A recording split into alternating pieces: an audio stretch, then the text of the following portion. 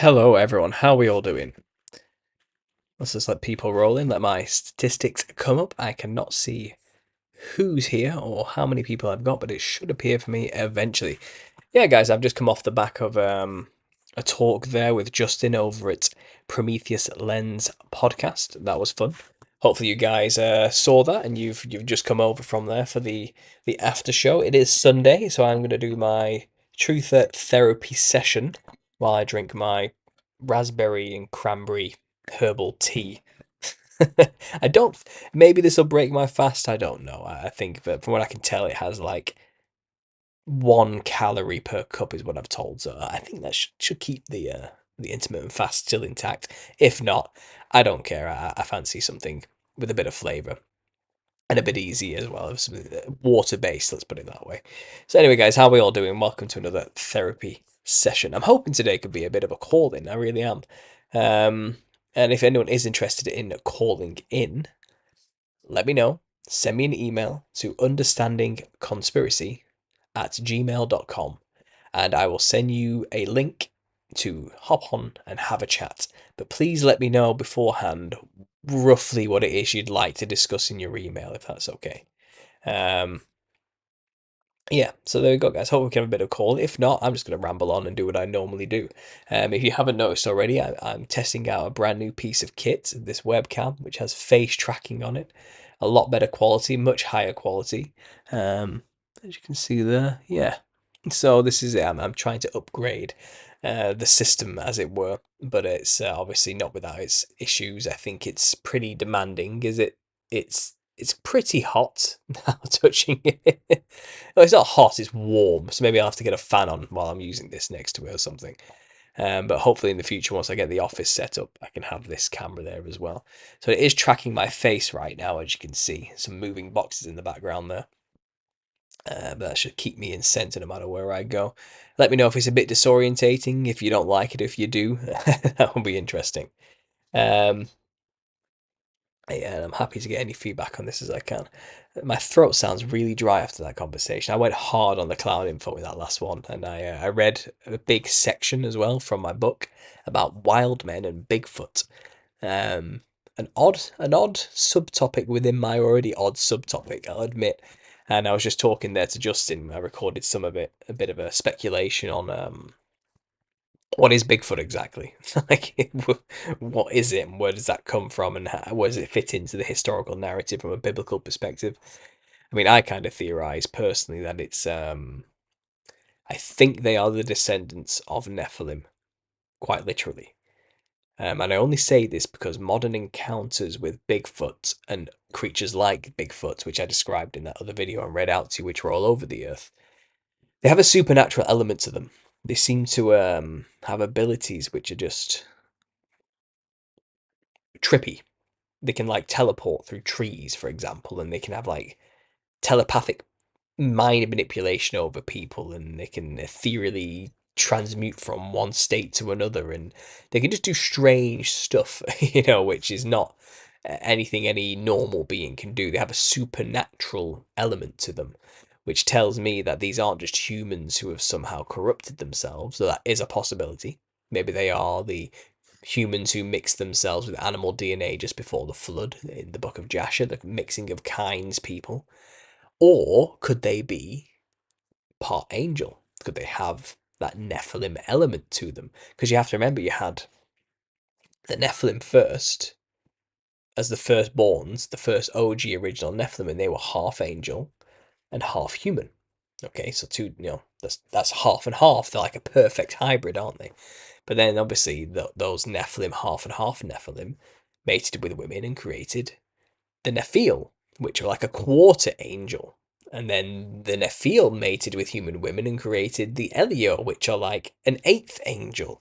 And that would have continued down, and to after the flood, maybe, who knows? I mean, and you've got people like arguments about how things survived the flood, sure, but um, the fact that people are still having encounters with these beings today and they have these supernatural powers, I would think that they must have inherited that from a specific angelicness, like a psychedelic out of realmness of some kind that we can't understand. Or, as Justin was just theorizing, maybe they actually aren't physical. Maybe they are like disembodied spirits, demons in a sense, that can just manifest in a physical, illusory way. But they're actually not physical at all, which might explain where they get their weird psychedelic powers from. I'm up for any speculation on this. I do not know. I do not have the answer. I've just got ideas which I wrote about, and I've explained to you there roughly. But does anyone have any ideas on what's going on with Bigfoot? I've got quantum Bigfoot, says Humble Stranger. Exactly. Yeah, there's something really psychedelic about these creatures that just goes beyond big hairy men of some kind. They've got powers, man.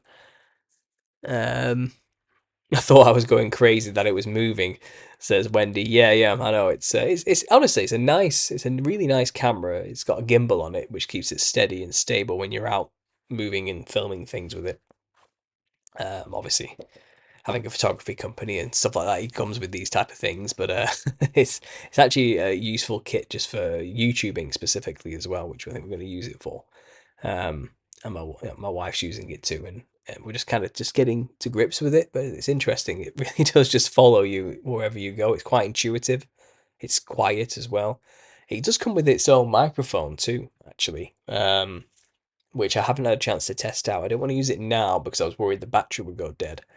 But we tested it while walking out filming, and it's really high quality for the price. It's quite good. Um, yeah, so that's what's going on. If anyone's wondering why everything's moving, there we go. The only issue is where it is not where I look naturally. So I've got to turn my head to look at you guys now. Here's my laptop.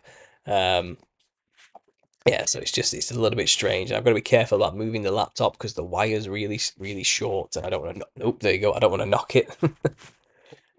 So I'm just trying to get the balance right here. But it seems to be really clever. No matter where I put it, it knows where to track and how to get me. So yeah, I'm happy with it. My wife is saying there, it's mine. Yeah, it is. Yeah, it's my wife's. We'll say it's my wife. I'm stealing it for the night.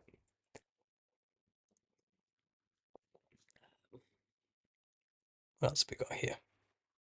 Ever heard recordings of their speech? So creepy. I've not heard recordings of Bigfoot's speech. No, if you have got any links for that, send them to me in an email, please. I'd be fascinated to actually see that one. Okay, we've got 71 people rolling in right now. That's good. I find it interesting. Glorified bodies will be able to move through walls. Messiah did so and teleported after he was raised up. Yeah, interesting. Yeah, maybe. Well, I think it's just in it being a state of slightly angelic. I suppose angels would have had glorified bodies in a sense. Maybe that's where they get these odd powers from. But what we would gain through Christ, I imagine, would be like way better than whatever these creatures are. It's like a counterfeit version of glorified. It's like the devil's version of a glorified body was to genetically engineer and manipulate mankind to be like animal hybrids, when what Christ is offering is a perfected body way beyond all of that. So I can see that parallel there, which is quite interesting. There used to be a Ryan channel that talked about Bigfoot and the imprint on DNA. He spoke of Egyptian cylinder seals and how guano tied into it. Toilet paper rolls are cylinder seals. Oh, I see the way it's patterned. I see. Exactly, counterfeit, says Life Station Express Linda. Yeah. The Red Raven says, good afternoon, thanks for being here. Have you played Fallout? I have played Fallout, yeah. I've played Fallout 3, Fallout New Vegas, and Fallout 4. I didn't play the first two. And I didn't play the latest one as well, the online version. And the TV series that just came out with Vault 33. I know, right? I know, what a joke. And the Skull and Bones series advert makes it obvious the show is coded with Masonic knowledge, death claws, and mutants. Yeah, absolutely. I haven't watched it, but I've seen all the adverts for it. I know people are raving over it, so I won't be surprised if it's just absolutely chock full of symbolism. But I enjoyed the games. I did enjoy the moral quandaries the games would offer you, and trying to decide what is and isn't the right thing to do in certain situations in a post-apocalyptic world is harder than it seems. The games are quite intuitive. New Vegas was the best, I'll say that. They sound like caveman samurai beasts. Hard to describe, but definitely have a language, and it's not human, says Humble Stranger. That sounds absolutely insane. Can you send me a link to any of that? Any of that at all? I'd love to listen to that just to see what a caveman samurai beast sounds like. Jose Rosado has got straight into the Millennial Kingdom talk and says, if we are in Revelations 20, do we have hope of having glorified bodies? What is our destiny? Yes, I would say the hope is still there. I would say the only ones who got glorified bodies after tribulation were the saints who were martyred for Jesus, who were resurrected in the first resurrection and got to reign with him for 1,000 years. They had perfected bodies.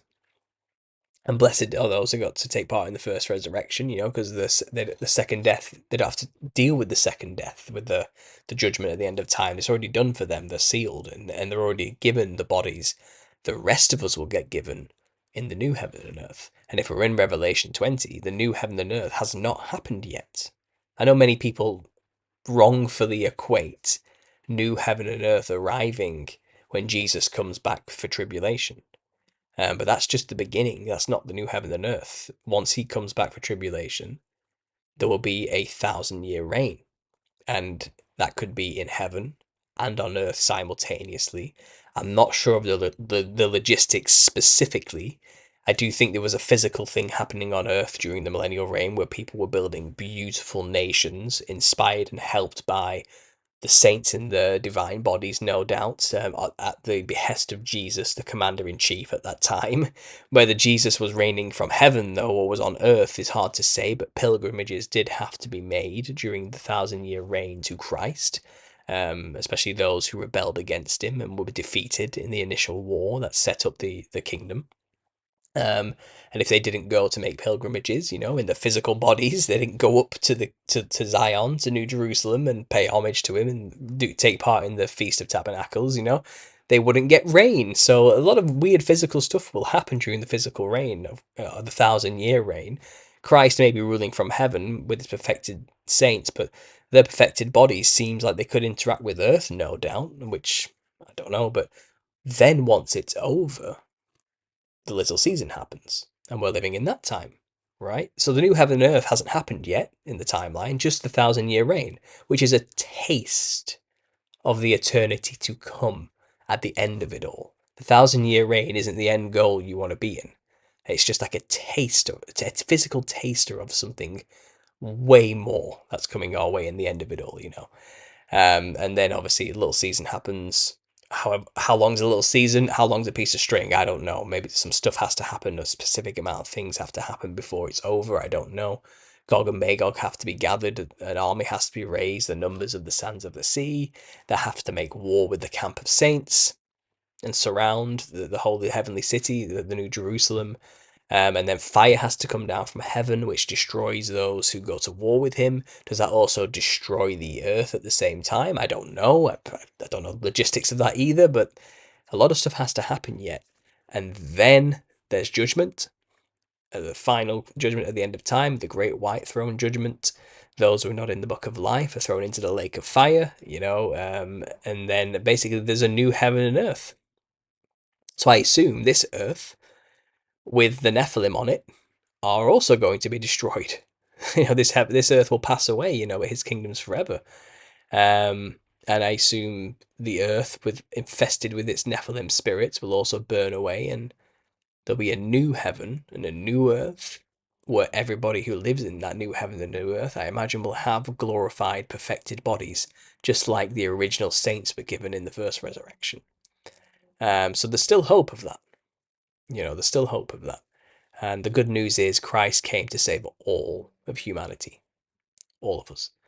And how that's going to happen exactly, I'm not sure exactly, but the offer's there to take, and the hope of a new glorified body is still on the cards. It's just not going to be during the millennial reign. That's it. That's all I could really say about that.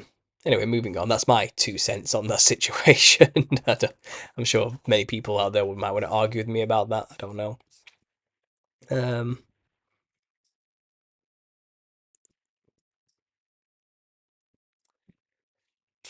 Is the bear okay? Oh, the bear. Where is the bear? Here he is. I found him. Yeah, the bear's fine. The bear's here. Put him next to me. So the camera's locked onto the bear now. There we go. Let's just get him back on my face. Here I am. Let's just. There we go. We're back. Yeah, the bear's fine. I have a unsubstantiated theory about solar eclipses. They are the sun moving through the portals described in the book of Enoch. Interesting. Maybe it is. Yeah, maybe that is what's going on. I think creation is way more psychedelic than we know. So I'm actually I'm on board for any theory and idea when it comes to that kind of stuff. And I'm not going to claim I have the answers to the nature of reality and cosmology yet. Um, where the bear's being held captive. No, I kind of just chucked everything off the sofa before I started because it was a mess. And it still is a mess. So the bear just ended up over there, but it's here. Um, it's a great show, but the 33 in the pyramids of Vault 31, 32, and 33 definitely raised an eyebrow, says JP. Yeah. Um, was it on Coast to Coast? Those old, is that what you're saying? Is where those Bigfoot talking sound clips were? So Armageddon is over. Yeah. Well, yeah. Tribulation is done and over with, and that's it's gone. Jesus already returned, with the sword, brought war against his enemies. The Jerusalem was destroyed. The temple was destroyed, and his 1,000-year reign was established. Yeah, his kingdom on earth was established. That's what the theory is. And that's the millennial kingdom theory. Have you been living under a rock? Do you not know about this on the channel? I feel like it's getting to that point now where a lot more people are going to start hearing this theory. Don't get me wrong, I know it's a wild idea if you've never heard it before. I do. But if you haven't heard this theory already, it's a growing, massive movement online right now that is going to get bigger. This is not going away. This is going to spread like wildfire, and it's going to be huge. Because it just answers too many questions about the biblical narrative that people have. And it really makes sense of the world we live in today, being run by Satan and all that sort of stuff. So it's kind of, um, yeah, there's a. Well, I'm not saying he's in charge. Obviously, Jesus rules everything. But this is Satan's little season where he deceives all the nations, and we all seem pretty deceived on a mass scale, don't we? So I think that's what's going on. I lean more heavily towards pretty much 99.99% certain that that's the time we're in. But I can never always say with 100% certainty with these things because you've got to leave room. I could be wrong, you have to remember that, and you cannot be so blinded to think you know it all when it comes to such big scale topics like this. But for me, it feels like this is the truth. This is the time scale we're in. And I've used it to make sense of a lot of agendas because as somebody who's been studying conspiracy theory for like a decade and looking at all the things that play against us and all the games they're playing and all the agendas they're running, it's kind of this topic kind of frames them all very well and makes sense of them all quite clearly in a way that no other topic has managed to do. I mean, people would say all the cosmological topics about the nature of the shape of the Earth can do that, but I feel like this does it in a very new way that I didn't imagine would happen. That yeah, it's just different. It's just different. There's a different flavor to this theory that just changes the way we have to reinterpret everything about like the alien invasion and gender, for example. The Nephilim CERN stuff and all that type of thing. The AI agenda, the transhumanist agenda, the black goo agendas, the agendas to get everyone into cities and the depopulation agendas as well. And it's kind of like all of these things kind of amalgamate into one idea. Create a one world government so we can gather the world together to make one army in order to then go and attack a common enemy, which would be a fake alien invasion. And it's kind of that is Gog and Magog being gathered to go make war with the camp of saints. That is the story, and it works to make sense of a lot of things, and I'm just not willing to ignore it, you know. But anyway, what else is going on in the chat? Anyone got any questions? Anyone got anything they want to say? Does anyone want to call in? If you want to call in, send me an email to understandingconspiracy@gmail.com, and maybe, just maybe, you'll get on and have a chat with me. Links down below to the email address if you just want to copy paste it. Send me a quick email explaining what you want to talk about, and I will send you a link to get you on here, guys, and we'll have a bit of a back and forth, just a conversation. I'm not saying you have to be right about anything or have some grand revelation or anything like that. We'll just have a talk. If you want, you can just come on and share your story. That's fine. Now let me just try and find Telegram, see if anyone in the group is interested on there, if they've mentioned anything. I'm not sure. I didn't post a link in the Telegram for this live show this time. See if I can't change that. If anyone's missing out, let's get a shareable link. But yeah, guys, is there any particular topic you want me to ramble about? Is there anything you want my thoughts on? Let me know in the chat, and I'll try and get to your questions as best I can. You know what I'm like, though. I do miss them. I'm not perfect. I do miss things sometimes, so try your best to highlight your comment as best you can. That's posted right now, live now in the Telegram, so people know this is going on if anyone's interested. And yeah, if anyone wants to call in, make sure to send me an email to understandingconspiracy@gmail.com with a brief description of what it is you would like to talk about, and then maybe I'll send you a link and you can come join me. It's quite simple. You don't need anything to do it. It's just you click go on the link and you're in. That's all it is. All you'll need is an internet connection and a phone of some kind, and you can get on.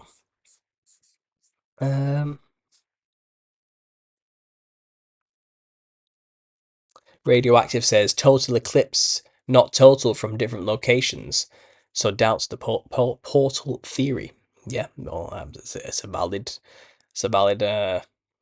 concern. Yeah, absolutely.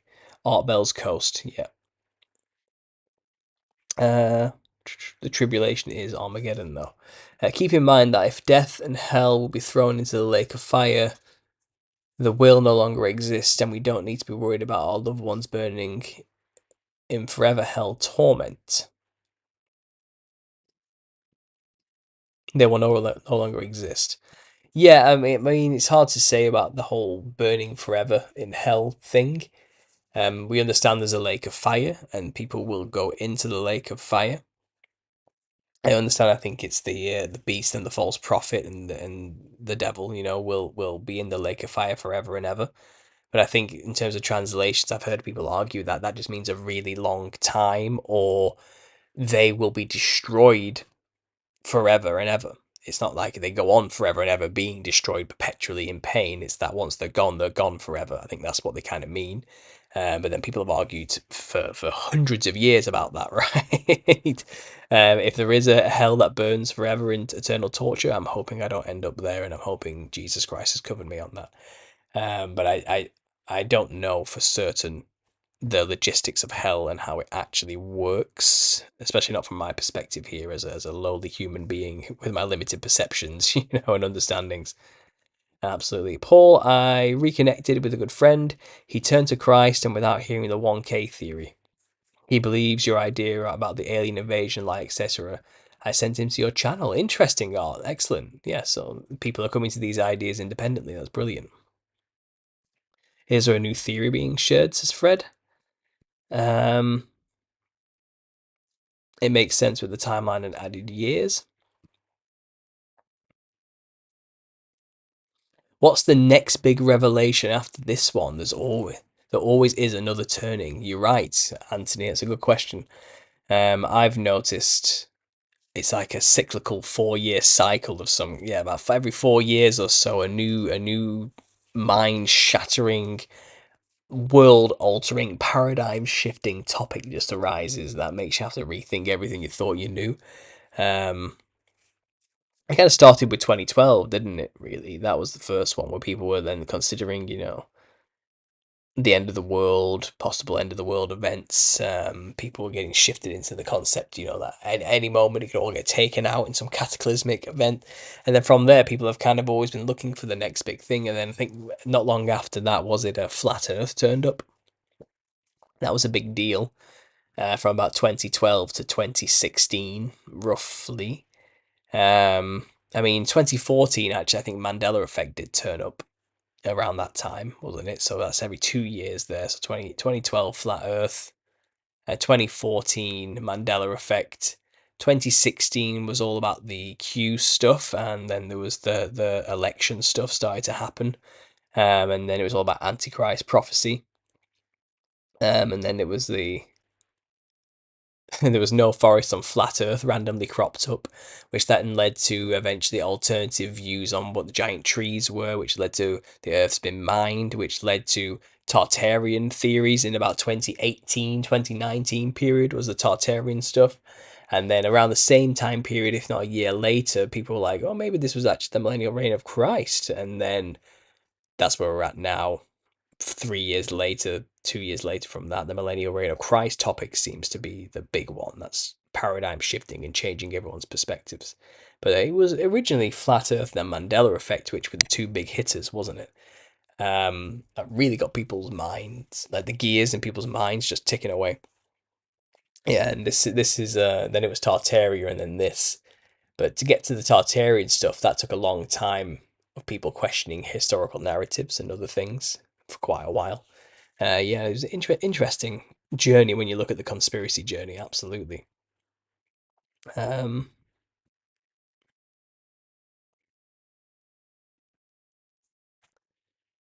Sorry, guys. Just trying to get the chat, but it just kind of leaped away from me there. These things happen. It's not easy to control.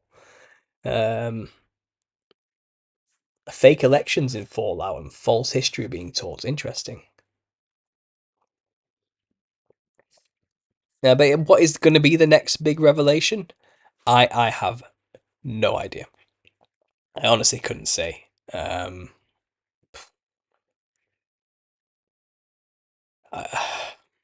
I mean, we're already way ahead with what we know. Like these big revelations, like the millennial reign of Christ already happening, for example. Um, it's not a big revelation because we're like 0.0001% of the Christian population who's even thinking about this or would even come. I mean, never mind the world. Let's just talk about the Christian population within the world. Even of the Christian population within the world, were like a tiny, minute little, bit, like nothing but like this, like a speck in this, and I was trying really hard there not to like. I realize, oh no, they're gonna think I'm doing like 666 in eye symbolism, but I'm trying to emphasize the point that we are a tiny, tiny minority within just Christianity alone who consider this idea. This is not a big idea that people think about. It is, and never mind the non-religious people or people of other faiths and religions or of no faith, or they've never even considered this at all. They're so far removed from even considering this idea. So is it a big revelation? Well, for us it is. This very minute group of 110 people right now watching, maybe, but um, it may take decades before the wider world starts to understand this stuff. So maybe the big revelation is this, and it's still happening. It hasn't happened yet. Not enough people have clocked onto it for it to be considered a big revelation. So I know that's a bit of a cop out answer, by the way, because I don't want to predict things. I don't know. I can't. I would be wrong even if I tried. Every time I've tried to predict stuff, I've always been way off base, but the result has always been far trippier than you could ever imagine. And way out of left field, and which I don't think it's necessarily healthy to start making predictions about what's next. But I do know there's a lot of nasty stuff going on, which we're going to see come to fruition. That's for sure. The whole making everybody own nothing and be happy, that whole thing's going down, isn't it? Um, the ideology manipulation is happening at large and people are accepting having less and becoming more subservient and slave class. The whole universal income idea as well, and the eating of the bugs, all that's coming our way. A fully cashless society, a fully integrated one world government, all these type of things. I mean, these aren't new revelations to us that these are their agendas. But I guess now we're going to start seeing the agendas we were talking about 20 to 10 years ago actually starting to come a reality. And then people will say, "Oh, the conspiracy theorists were right all along," with some silly meme on Twitter, as if making a silly meme about how right we are somehow makes it okay that they laughed at us and now we're screwed. Still forever irreverent and mimetic about harsh realities. That seems to be the way it goes, isn't it? As long as they're laughing about the truth, and they never have to really legitimately consider the ramifications of not listening to people trying to tell them the truth. But I try not to get bitter about that type of stuff myself.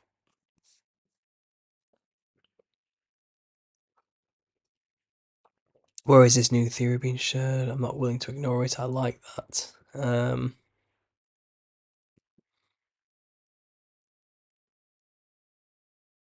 No one needs to know his heritage, says Plato. Okay.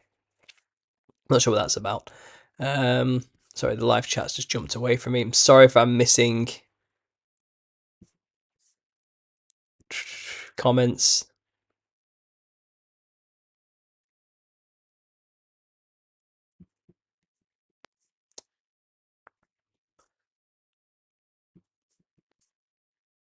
Yeah, I'm way off. I've missed so many comments. I'm so sorry. I'm trying to pull back and find what I can here, but I might just have to skip over them and go to the top. I'm sure there's more truth to come, Paul, says Johnny Cool. Oh, absolutely, Johnny. Yeah, I mean, yeah, of course there is. There's always more, and I've got my eyes open, my ears ready to take whatever it is, and listen. But I just wouldn't like to predict what's coming because I could just be so wrong, and that's all I can say on that. My eyes are on AI and transhumanism, he says.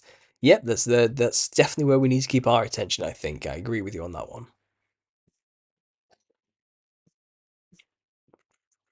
Is Paul using some kind of tracker? Yeah, it's got this thing's tracking my face right now. It's a new webcam I'm trying out.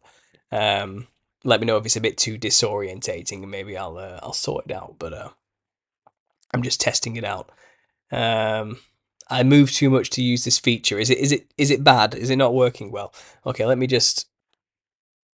There you go. So I've taken it off. I'll make sure it focuses on my face though while I'm doing this. There we go. So I've turned tracking off. It'll just stay still now. Let's see if that's better. I'm sorry if it's too all over the place. 2012 was the beginning for me. David Icke shattered the dream, and then eventually realised that David Icke was all a part of the dream as well. When did that get shattered for you? Um,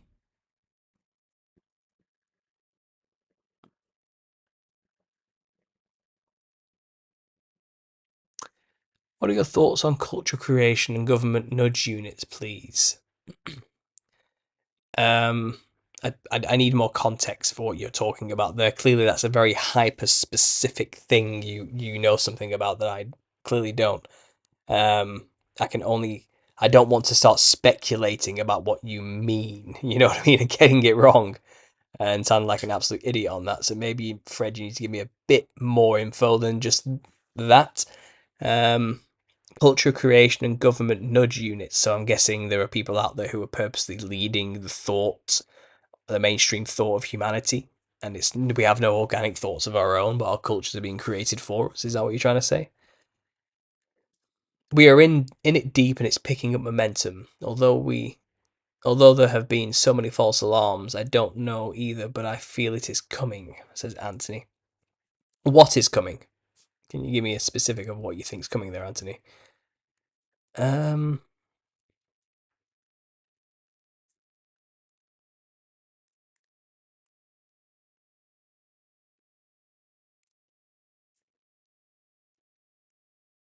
J500.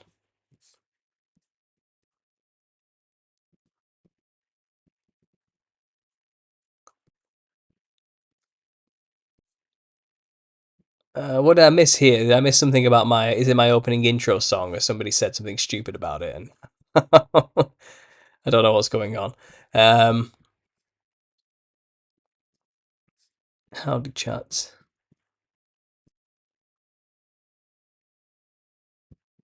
Have you seen the film Drop Dead Fred? The clown demon stuff is heavy in that movie. I saw it when I was a child years ago, but I haven't seen it recently. And I know Rick Mail was in it as an imaginary friend, I believe. Is that right? And obviously he has red hair, white skin, and multicolored clothing, and he's an invisible creature that only a child can see. And all I guess it's all kind of there in a way, but I can't remember specifics of that movie. I know Rick Mail was killed, it seems, because he started to say too much. And there's a video of him saying you need to question who's pointing the camera and why they're pointing it there. You're being mind controlled, basically on television. He said that, and then not long afterwards he was dead. So that's sad, really, when you think about it. But celebrities are sadly in that position where either you're an asset or you're a liability. You have to stay an asset. As soon as you become a liability, they just kill you. So if you are famous to the point where you have millions of eyes on you and you are kind of like under the wing of like some conglomerate secret society organization to get there, it's kind of, if you sold your soul for rock and roll, to coin that phrase, if you don't remain an asset, you will be removed. So that's why I've said this before. That's why we have these old musicians who are still doing concerts into the late 80s. And it's kind of like, just retire already. Don't you already have everything? They can't retire. As soon as they retire, they're no longer an asset. They're a liability. They know too much. So that's why people keep doing it, working till they're dead. Because they're scared. They're scared. Paul, have you ever read certain books and then, because of your involvement with conspiracy finding, found them kind of displeasing in some sense? All the time. I mean, apply it to books, you can apply it to films as well, and any piece of artwork. I can't watch anything without analysing it. And I'd say 80% of the time, it's full of it, and it's clearly brainwashing nonsense that was put out there to influence people's minds and opinions on things in an esoteric occult manner to create culture, I suppose, and send people down the wrong paths. But 20% of the time, it's all right. It was just an innocent piece of creation made by a legitimate person who was just trying their best to make something good and interesting. But 80% of the time, it's terrible, mind controlling nonsense. And it gets harder and harder to distinguish between the two these days because um, even the good ones are still heavily influenced and involved with the culture, that they just emulate the same nonsense and end up perpetuating the mind control themselves. So it's kind of, you gotta find a balance in that, and it's hard to listen to much, but and watch much these days, I'll admit, and read anything like a good story. Johnny Cool, thanks for joining me this morning, Paul. I appreciate you, brother. Yeah, no problem, Johnny. I was literally cooking tea. I was chopping chicken and onions and making a korma, and I just saw you were live, and I remembered I obviously joined your channel not that long ago, the melting stuff. I thought I'll pop in and see what's going on, and I'm guessing, was it like one of your first lives? Was it, Johnny? Is that what was going on? Were you testing out one of your first live shows, seeing how it works and how you feel about it? It's you get used to it. It's a learning curve, that's for sure. You're going to learn a lot in your first few broadcasts and shows, technical difficulties, how to overcome certain things, and how to adapt to avoid it happening again. But in terms of delivery, you were good. You were on there. Did I detect a hint of Scottish or Irish accent there? You were showing Galway, so I'm guessing you did have some kind of British language somewhere coming through with mixed with your American. Am I right? Am I wrong? Um,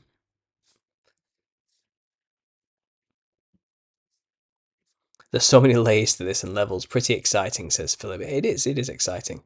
Um, Let me just check my emails quickly, see if anybody's interested in calling in, by the way, guys. If you want to call in, You can email me at understandingconspiracy@gmail.com. The link is down below. Just let me know what you want to talk about in a quick email, and I'll pop a link across to you as well, and we can hop on and have a bit of a conversation and a back and forth for a little bit. Cool, we got Beck from Oz. Yeah, I think I checked out some of your videos the other day, Beck, actually. I remember you showing the rubble that's surrounding your area. Yeah, of course, I'll send you the link now to a show, and we'll have a bit of a back and forth, shall we? Let me just quickly set up a Zoom call. We'll do Zoom because it has better sound quality. You don't have to be on camera, by the way, if you don't want to be, Beck. That's completely up to you. Let me just sign into Zoom, and I'll host a meeting for us. Okay, I'm going to turn my camera off.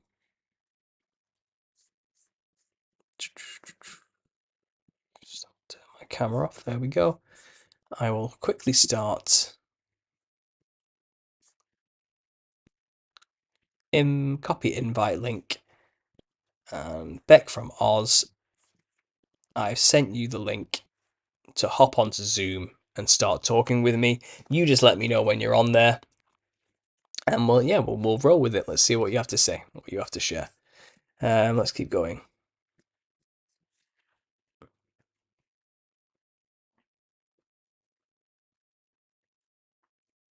I didn't realize that old musicians can't stop performing lest they become a liability, not an asset. Scary. It is scary, isn't it, little Showbomb? It actually, when you think about the life those guys are leading, it's terrifying. Like, they're stuck. They're kind of in hell, really, aren't they? They can't stop even if they wanted to. So it's kind of sad, really, in the long run when you actually think about it. It's a shame. All that glitters isn't gold. It's a classic adage. I think it applies to what it means to sell your soul to be famous. To join the cruise.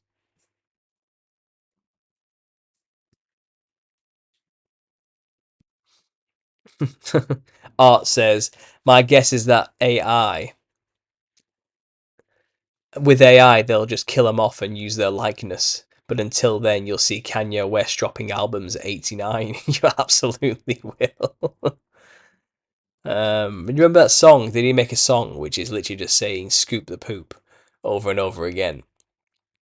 Or was that his attempt at trying to say, "Look, I don't even make good music anymore. Just let me go, please. Just let me go. I'm not going to make good music for you. The music I'm making is terrible," and they still managed to capitalize off it somehow and get him back in line, or possibly replace him. I've heard. I don't really know. We have to wonder when these musicians have these odd psychotic outbursts. Is it their way of trying to scream for help or escape the torment it's perpetually stuck in through extreme blackmail and fear of death? You got to say.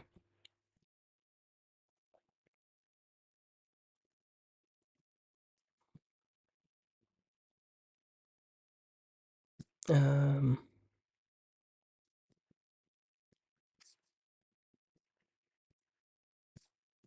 Further truth to come is all I'm saying. Okay, fair enough. Controversial. The music industry has done a number on all of us at some point. False idols. Yes, it has. You're right.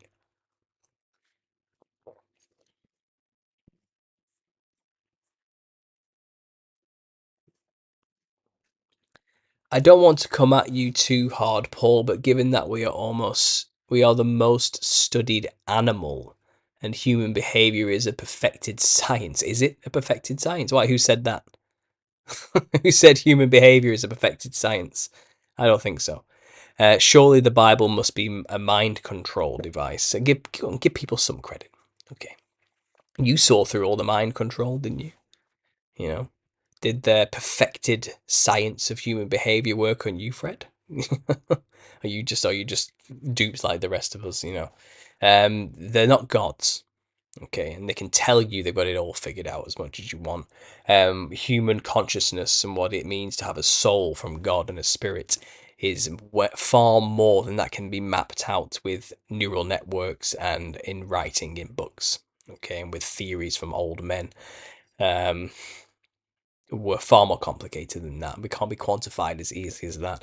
And if you believe that they have perfected the human science of behavior and can just fully mind control us at any will. You've kind of given in to their magic, which is their making us believe they have that kind of power. No, I don't think so.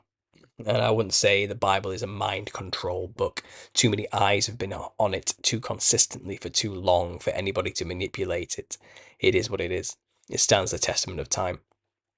And any changes that happened along the way or corruptions were highly scrutinized and historically documented. Because you can't just change something so easily when millions of people are constantly studying it every single minute. So no, I don't believe in that. And I think you should give us more credit, to be honest. Yeah, the Tavistock Institute is certainly in the game of attempting to culture create and control us all. I get that. But I think we are constantly letting them down with their predictions. Okay, I think we are constantly, you know, they keep failing miserably to fully control us all.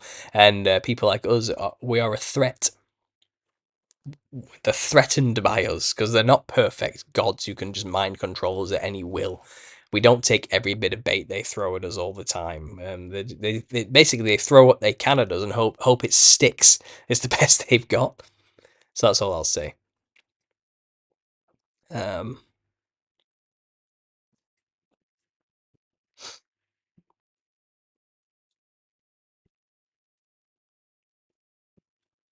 Anything you can use to communicate can mind control. Art, music, books, hand signs. Yeah, yeah, I know.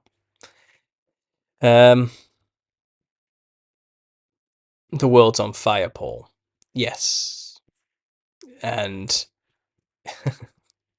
to quote Billy, is it Billy Joel? It's it's always burning since the world's been turning. Yeah, it was on fire long before you turned up, Fred, and it's going to continue to be on fire long after we're gone. It's not about that. It's not about saving the world. That's not what it's about. It's about saving souls. That's the difference.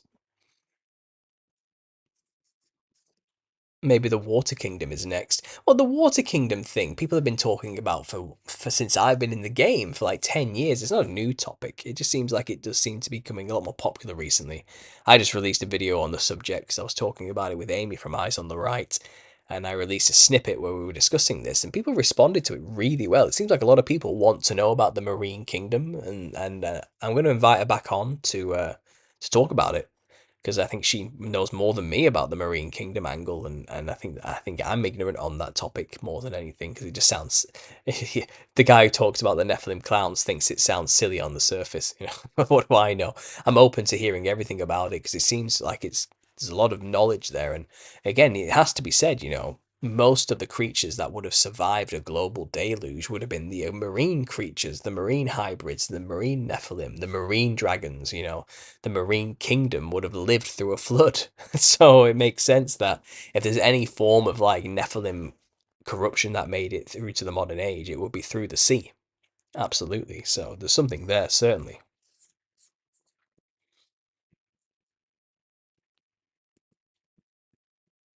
Did you ever read the Terry Pratchett books? Says Resonant Properties. I did actually. Yeah, I read quite a lot of them. Is it The Color of Magic? It was the main one at the start. I remember. Oh, the Grim Reaper, the one where he goes on holiday, where Death takes a holiday. That one was really good. I can't remember what that one was called. Um, but yeah, no, I read quite a lot of Terry Pratchett when I was a kid. Um, I remember the monstrous regiment as well, which is quite funny because all these soldiers, who went out to war, like Napoleonic style wars, but they were like monsters, weren't they? Like vampires and stuff like that. It turns out they were all actually women, not men. And they all thought it's quite funny, and they're all there for their own individual purposes and reasons why a woman had to go and fight in this war. But I just thought it was quite funny, like proper British humour behind it all and absurdism.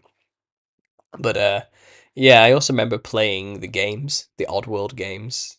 Is it Oddworld? No, that's Oddworld is that's Abe's Odyssey, isn't it? Sorry, no, the Discworld games. I remember playing them. Um, Discworld Noir was always a classic I used to love playing on the PC. You won't find it anywhere these days. It's probably you have to get some real. You have to get an emulator to even attempt to get it played.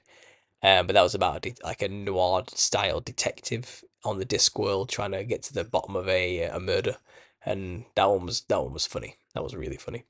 Yeah, I appreciate Terry Pratchett. There's a lot of symbolism in his work. In hindsight, looking back at it, it is full of symbolism. Like Terry Pratchett's work, it really is.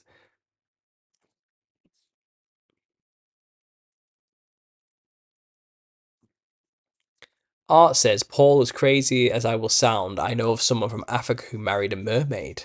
I might talk about it on the back end, but people are not really ready for what happens in parts of the world. Yeah, I believe you on that. I really believe you on that. I know some really trippy stuff does happen in these countries that have these traditions. I can believe you, and I'd love for you to share with me sometime. Absolutely.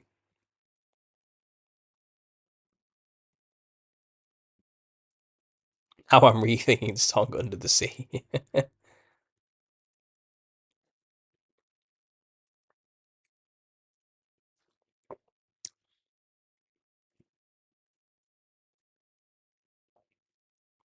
Mermaids have tiny heads but regular sized bodies, and they have mouth almost like Nephilim. Interesting.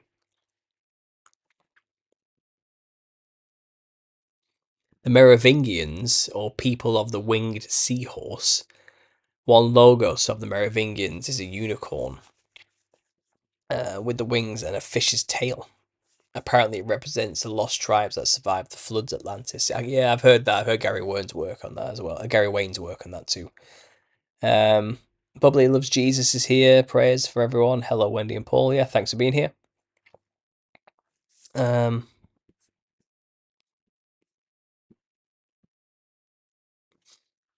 we can all fall victim of vain imaginings and even doctrines of Dianon. Yeah, of course, we have to have our wits about us at all times. Absolutely, test the spirits, test the knowledge. I agree. Have you played Kingdom Hearts? No, I didn't play that one.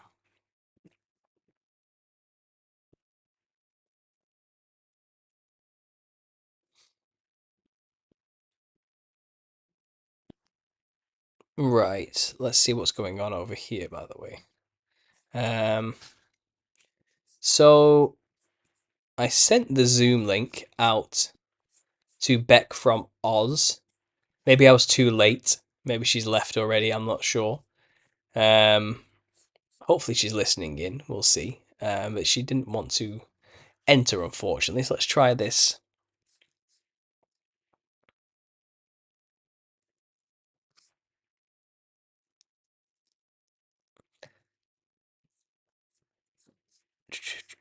So, Vegas Shop Boy, do you want to jump on and have your question about preterism and have a question about that? That's fine. I'll send you the link now if you're interested. See if you want to hop on to this conversation and we can have a talk about it. There we go. And yeah, you just jump onto that Zoom call and ask your question live if you're interested, and I'll just answer the best I can. Like I don't, again, I'll just give you my opinion on these things. Again, guys, I don't claim to know it all, have all the answers. I really don't. But I like to have fun speculating about these things, certainly. So let's do that. Let's give it a go. Let me just check this. A frightened public is an easy to control public, says Tiplish English guy. That is true. Um,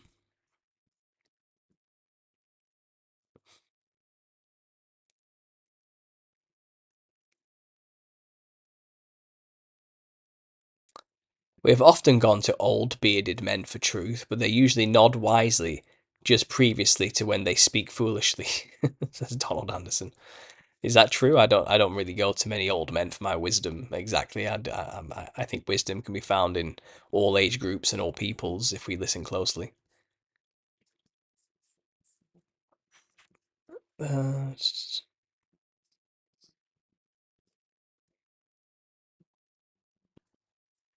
Whenever you theorize, I remember a storyline from Kingdom Hearts and Final Fantasy. Yeah, Final Fantasy is another one, isn't it? Yeah, that's another really, really full of it series. Absolutely, I used to play some of the early ones of those. Final Fantasy 9 was a favorite of mine, actually, if I remember correctly. Um,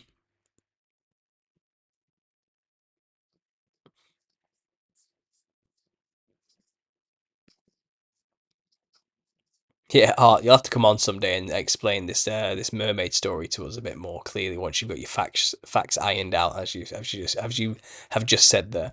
I would love to hear that story in its totality. Did I just get an email then? I think my phone just went off. Let's see what's going on. Let me just grab my phone quickly, guys. There we go. Right. It's all popping off here.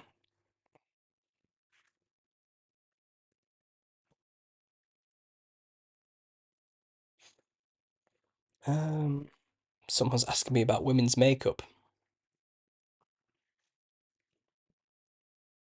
Do I think women's makeup is a similar makeup channel? Yeah, because I made a video recently, didn't I, about intention and whether it matters what you intend to do when you wear a costume. When it comes to channeling spirits, and I basically I don't think your intention counts for much, unfortunately, if you start to dress into clown territory too heavily. And I think I need to make it clear, I never said things like colorful clothing in of itself is a bad thing. It's when you start combining stuff together in a specific way, you start crossing over into dangerous territory, as I call it. Um, so I think, for example, if you put extremely pale white face makeup on, red the lips up, and extend the mouth even, include bright eyelid colours like blues or something, or then add multicolored pattern fractal things to your face while accompanying it with multicolored clothing, you're going over a threshold there where you're starting to mirror something in a spiritual sense. And then if you go full hog and put on a huge red wig or something like that, or a red headdress, or a golden crown of sorts, or something like that, then you really are putting yourself in the danger zone of channeling, as I'm going to start calling it. Um, and your attentionality might start to not really be very important at all by that point. You're just becoming a channel by that point, and that's just how the spirit world works, I think. But I think a lot of people want to think, well, I don't intend to be possessed by spirits, therefore I'm not going to be. And I really think when it comes to the psychedelic realm and the physical realm, they are the same place. We've only just perceived them as two separate places, but really you're dealing with the same thing, and what happens in one happens in the other, whether you like it or not. So I think we need to be very careful when you start combining too many traits together at once. I think I've described it to my wife earlier today. It's something like, look, it's if you get like 7 out of 10 of the specific traits in one outfit, you're probably in trouble. you know? You just need to tick off the things you've joined together, you know what I mean? That type of thing.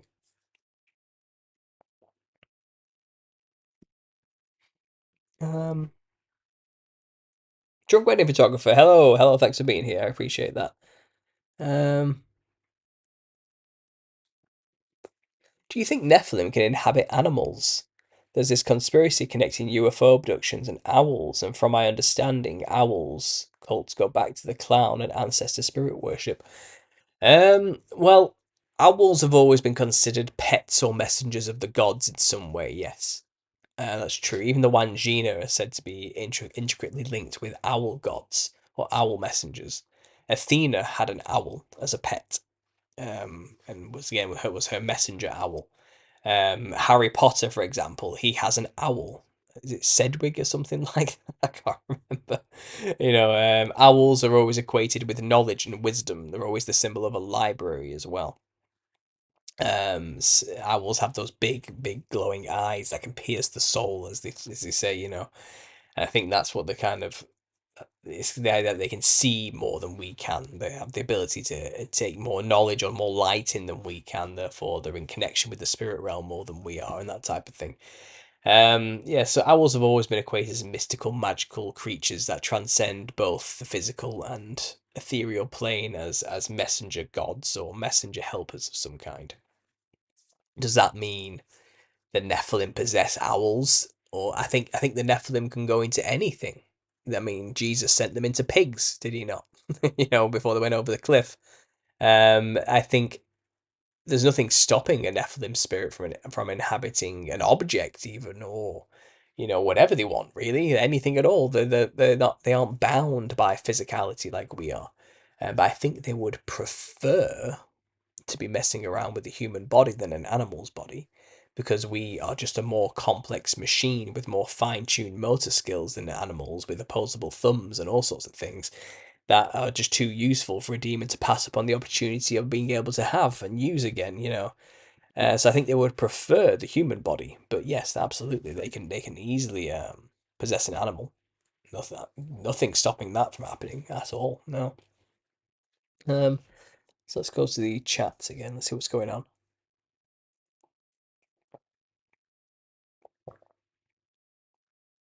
You can hear the circus music in the background with that description.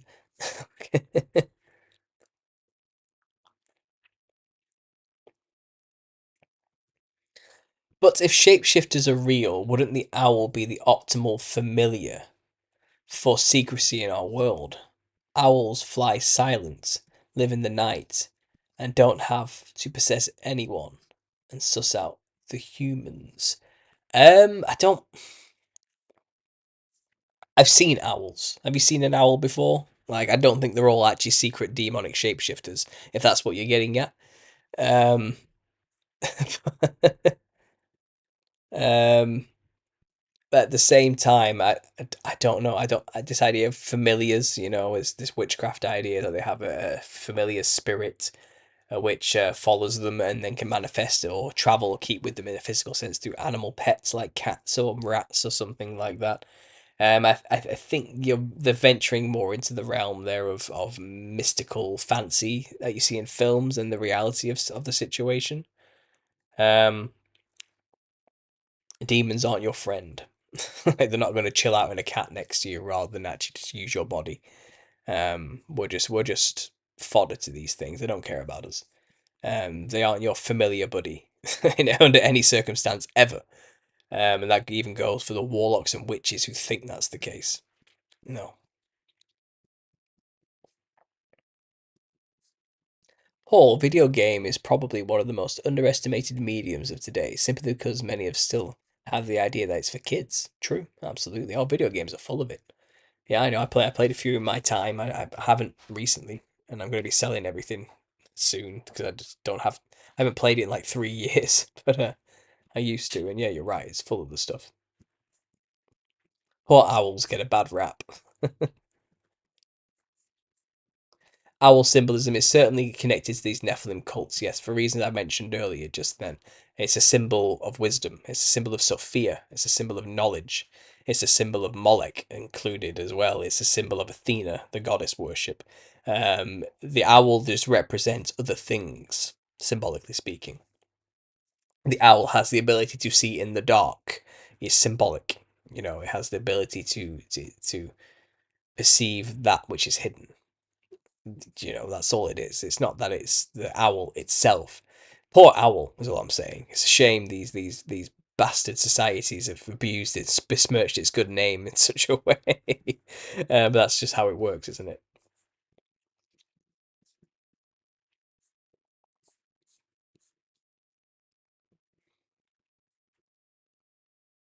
The only time I experienced sleep paralysis was once as a kid. I saw an owl on my chest suffocating me. Interesting. The Most High works through animals too, and most certainly through owls. I had an owl friend that protected me when I was homeless. Yeah, yeah, no, yeah, absolutely. I'm not saying owls and any animal hasn't got the ability to show affinity towards humans. I'm not saying that.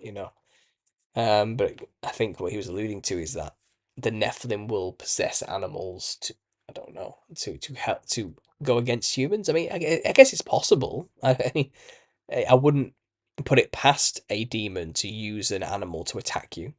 Like, I wouldn't put it past that. Absolutely not. Um,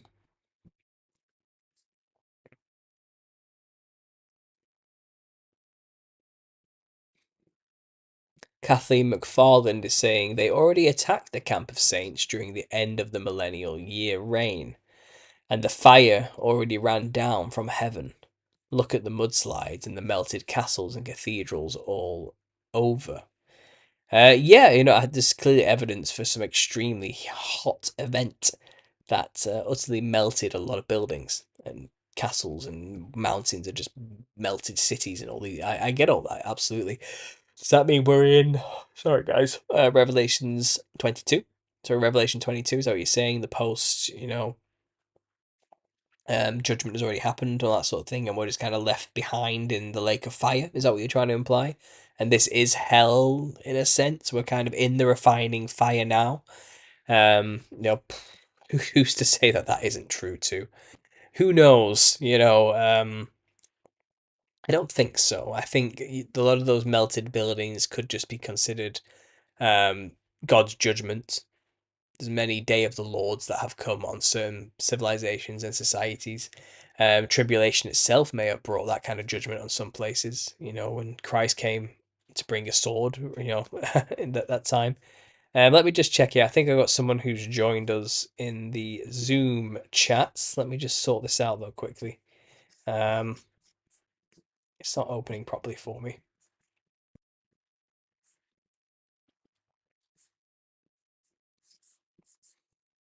And there, are you there? Can you hear me? Perfect. 1 second. Let me just turn the sound on. Yeah, what can I do for you? What's going on?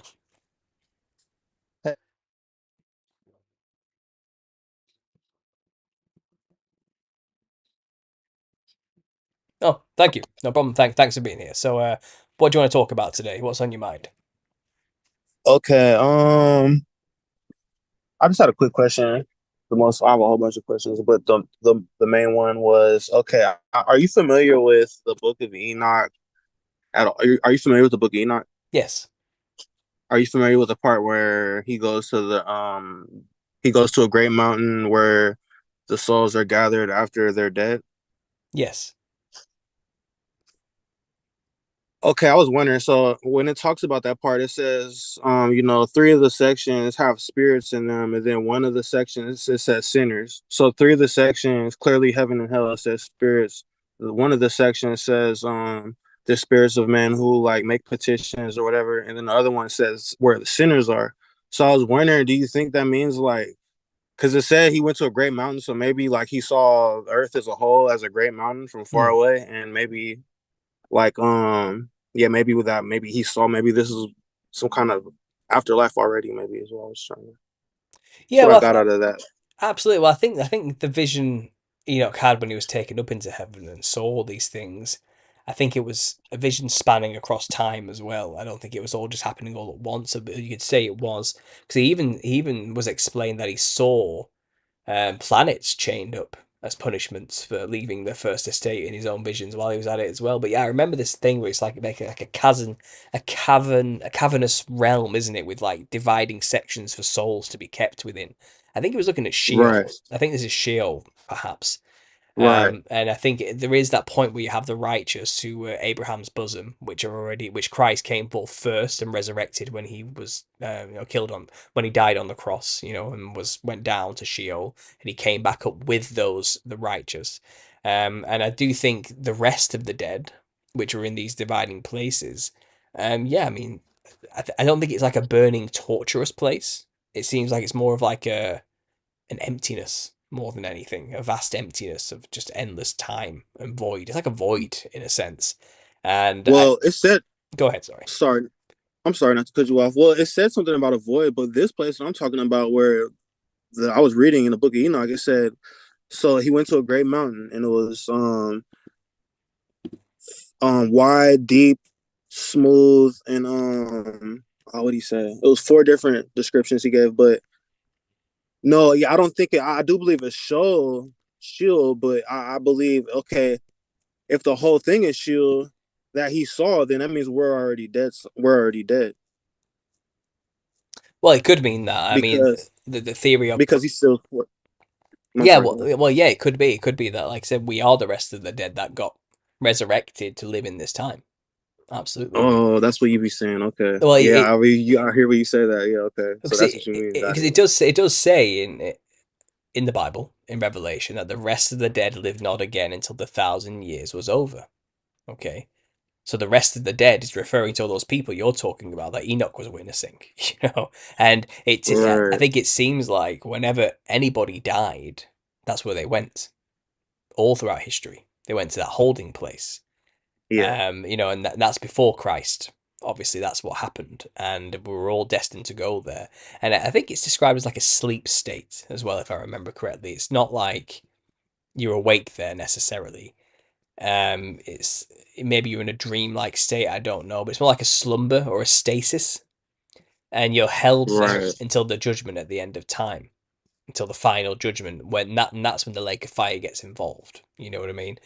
Um, Well, no, I'm not talking about the Lake of Fire though, because it no, said, all right, it said one of the sections was a horrible place, where that the worst of the worst were. The one was a bright spring of water, one was where they made petitions, and these were all spirit places. But then it said one was where the sinners are, and they will be companions with sinners. They will never be raised up, but they won't be killed on the last day. Do you remember that part?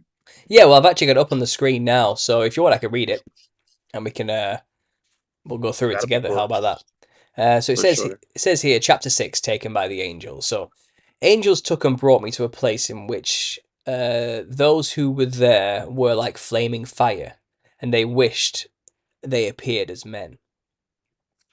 So that's beings that appear as flaming fire and wish they appeared as men. And they brought me to a place of darkness and to a mountain, the point of whose summit reached the heaven.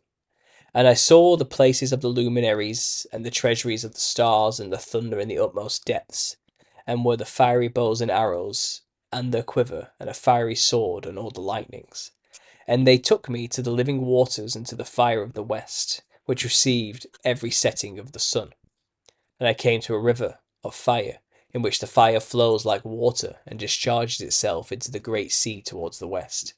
I saw the great rivers, and came to the great river, and to the great darkness, and went to the place where no flesh walks.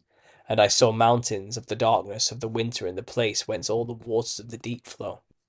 I saw the mouths of all the rivers, and the earth of the mouth of the deep.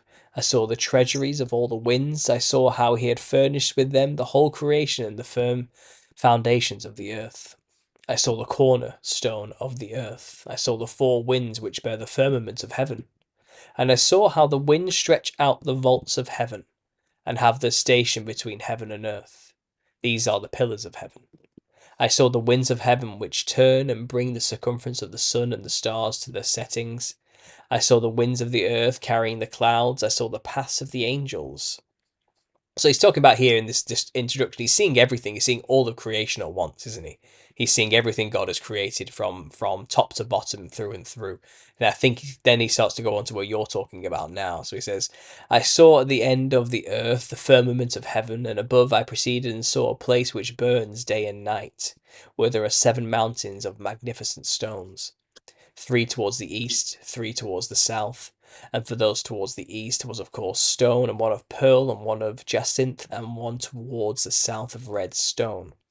But the Real quick, middle, real quick, go real ahead. quick. I don't think all these places he's talking about. Yeah, I think there's definitely like he's talking about other places outside of Antarctica and the ice wall and all that. But yeah, and Possibly, also North Pole. But yeah, possibly. I mean, yeah, yeah, who knows what he's witnessing here? He's clearly seeing everything from a heavenly perspective, isn't he? All of creation, right, so it's beyond our comprehension. He's just trying to use the best he can to describe it, I think. But it says here, the right. middle one reached to heaven like a throne of God of alabaster, and the summit of the throne was of sapphire.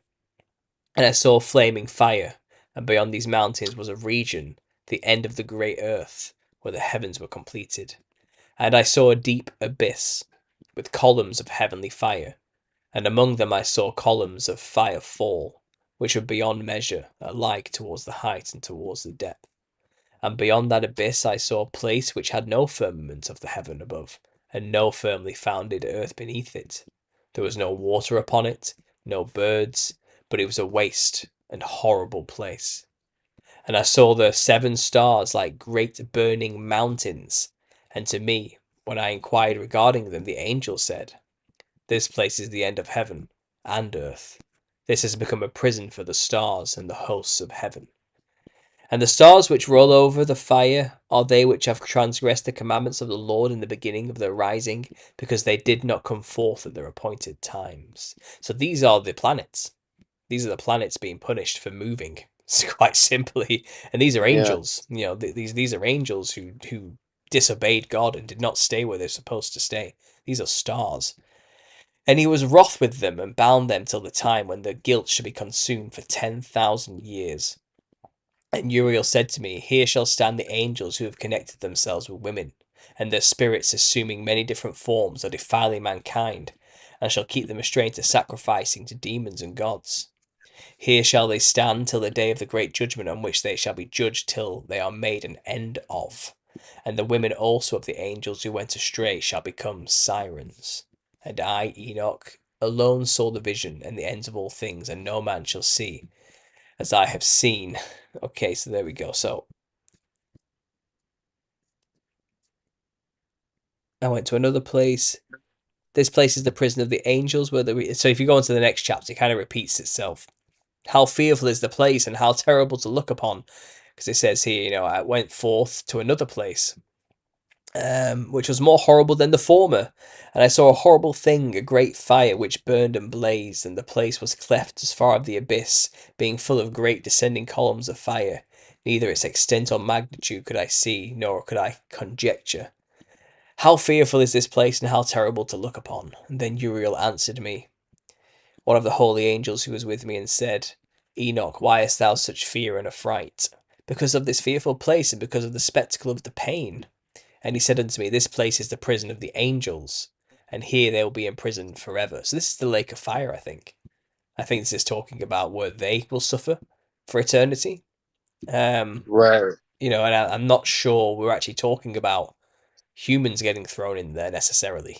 You know, that's not what Enoch's Yeah. hinting at here. I, I think the people, okay, so it keeps going though, right? Because they still haven't covered the part I was talking about with Yeah, I'm where reading he's through from. it. It's hard to find what you're talking about because it's all mixed in with it all.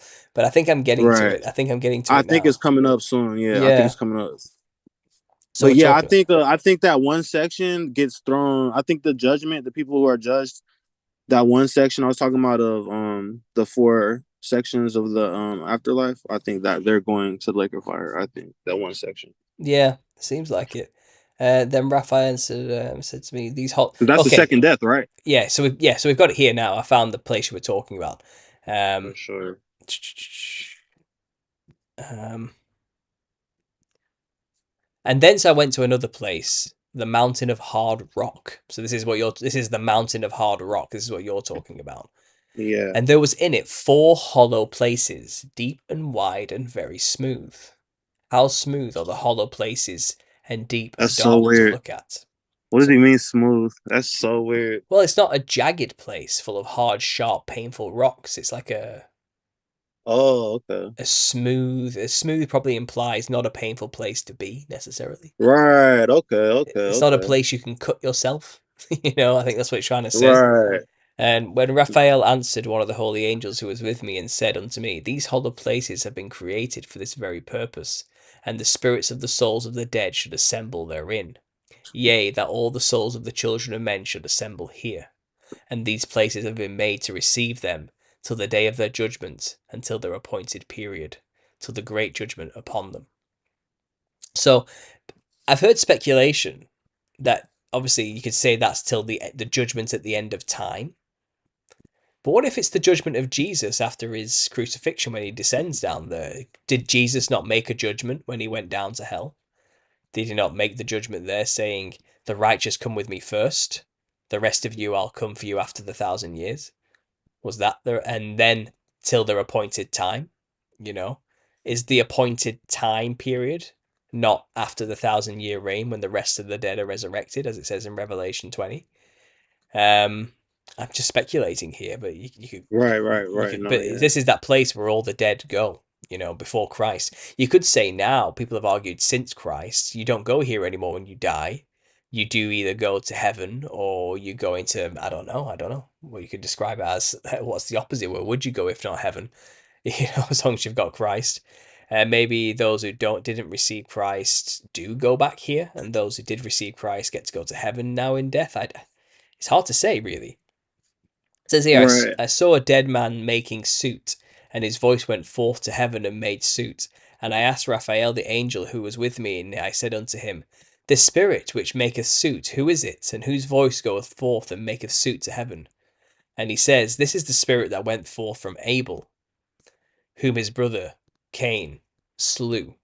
And he makes his suit against him till his seed is destroyed from the face of the earth, and his seed is annihilated from amongst the seed of men. So this is interesting, really, because we're talking. This is where people can talk about the serpent seed, isn't it? And how the seed of Cain is different from that of Abel in a way. I believe that. I definitely 100% believe that. And here's Abel screaming from this abyss to God, saying, "Please get rid of his seed off the earth."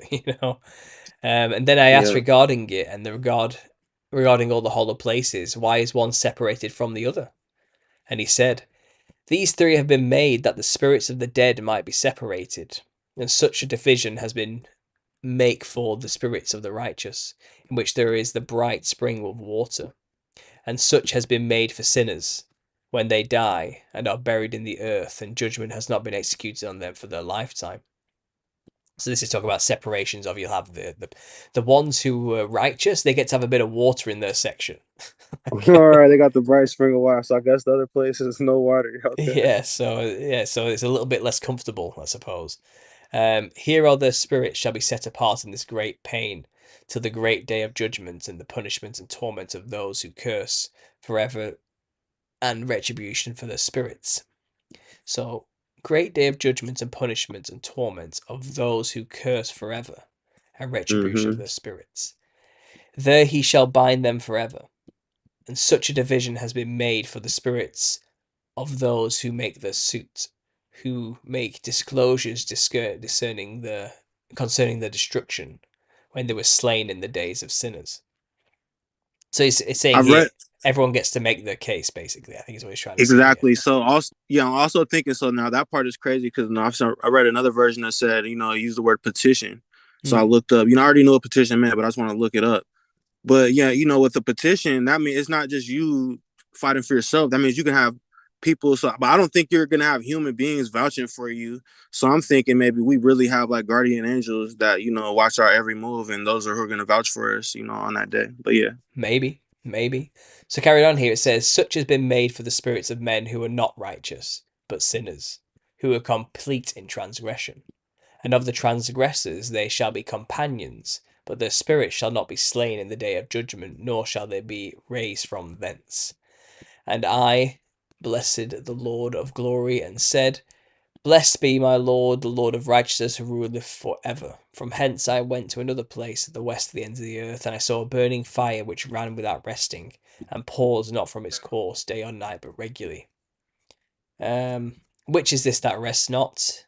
And Raguel, one of the holy angels who was with me, answered me and said, this course of fire which thou seest is the fire in the west which persecutes all the luminaries of heaven. So that's again the burning fire which the angels have to deal with. So I think that's the Right. section there you were talking about, isn't it? About Yep. they have these Yep. chasms where the dead rest basically until the judgment. Now, people, like I said, people could argue that a judgment did kind of take place in tribulation, and maybe no soul is going here anymore. I don't know, because the rest of the dead would have been resurrected for this moment, for now, for this time period, perhaps of Satan's little season. This is always a speculation at the end of the day. Who Yeah. could understand the machinations of these things from our perspective? Enoch was in heaven, and even he couldn't understand what he was looking at. You know what I mean? Even he needed interpretation. So I wouldn't know really. But what do you think of all that? Do you have your own thoughts and ideas on this? Um, I just think it's really crazy. I think it's really interesting that they chose not to put this book in the Bible. Oh, But absolutely. I agree. I think it should. I think this should be there. First Enoch anyway. You do get later right. Gnostic iterations and Slavic iterations, which get a bit like out there with Gnostic thought and thinking, and odd names get involved and stuff. But I think First Enoch, this one specifically, I think it gives us some fantastic insights into a lot of things, a lot Because of that's the only things. one that's That's the only one that's in the Ethiopian Bible, right? That's That's right. the first Enoch. Okay, yeah, see, yeah, just that one. That's right. Yeah. And obviously that comes with the Book of Noah as well, which is quite interesting.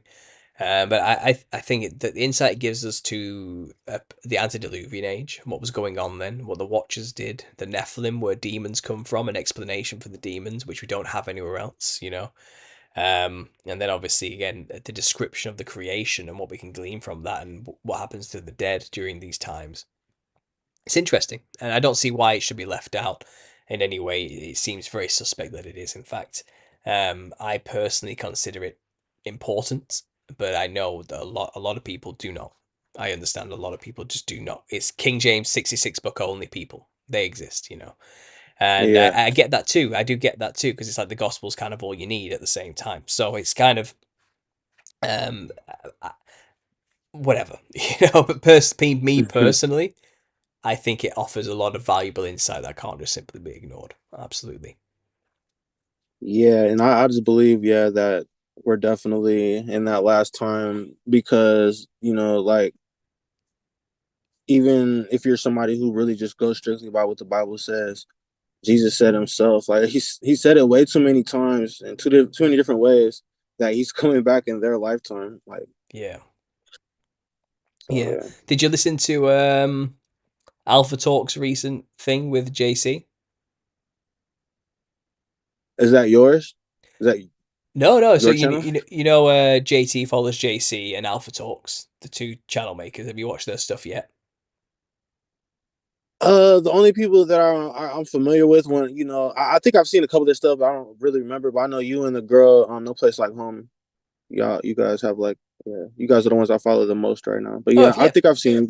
Fair enough. Well, they just did a recent show together. Well, I say debunking a debunker who was kind of going after people who think about this stuff, about preterist ideas or post millennialist ideas.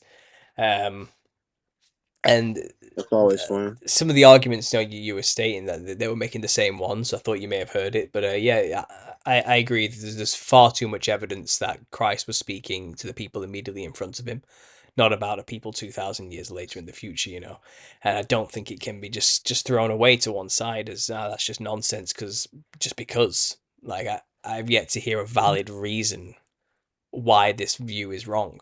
Like I don't. It seems like it's all based on churchianity, preconceived notions which are based in what they want rather than what the words actually say. It's kind of where it's coming from. But again, it's a big topic. This is a big one, and Yeah, it is. it's going to take all of us. It's going to take a team to get to the bottom of this, unfortunately, because we are missing information too. That's kind of where it's sad, isn't it? We are. Hopefully, we'll be able to. But I mean, from the looks of, I mean, especially if this is all correct, and I mean, they're about to do a whole nother reset. I mean, that's what they do. Maybe I don't. I'm not sure they have the power to do resets as much as they like to make out. I think they would like us to believe at any moment they can press a button and everything just gets reset. But I don't think they're actually in control. I don't think they have that kind of power. I don't think they I don't are. think it would take much. You just take the internet, you take the electricity. I mean, you're gonna have people just.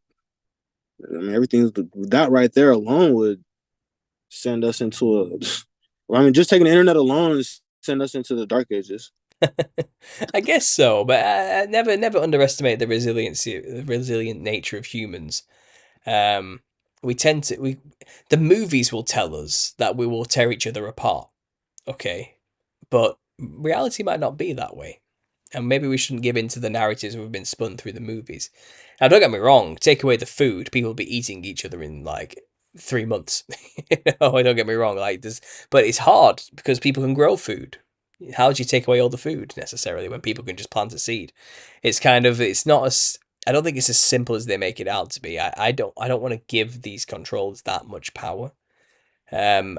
I think everything will happen in its appointed time, and I think their time is short and they know it. And they would love to take credit for God doing the final judgment and make it their own, say, claim that they've done a reset or something. You know what I mean? I think they can try and mimic the destructive power of God's judgment through their technology. with all everything involved with spraying and frequencies and all that type of thing, whatever they want to do. But I don't think they actually have as much power as we think they do. And I don't see a reset on the cards, biblically speaking. I think they're going to push for a war this time. I think that's where it's heading. But that isn't to say that any moment God couldn't just step in and do a Day of the Lord situation, You mean and like a world? Well, you mean like World War III or war like the war on the Saints? that would be World War Three, I imagine. I think. Well, I think Right. I think they'll likely push for the destruction of the Middle East first.